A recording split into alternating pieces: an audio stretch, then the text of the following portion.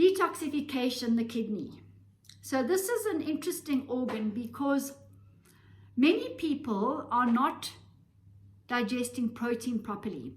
So a lot of protein buildup happens in the kidneys, which will end up as some sort of calcified stone format. You also get uric acid crystals, other acid crystals forming in the kidneys.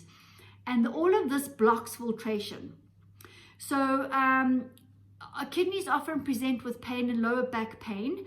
And as I said, it can also be the stone. So we've put Chanca into the kidney cleanse and restore as well, especially to cover our base there regarding calcification.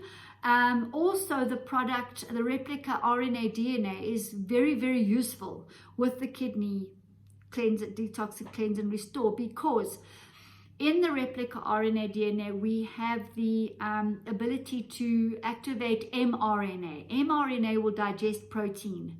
So very necessary where there is protein buildup to include the RNA DNA product with the kidney cleanse. Kidney cleanse, you would take 2 capsules a day in the morning. And a month should do it and restore the kidneys, but then always get rid of the root cause.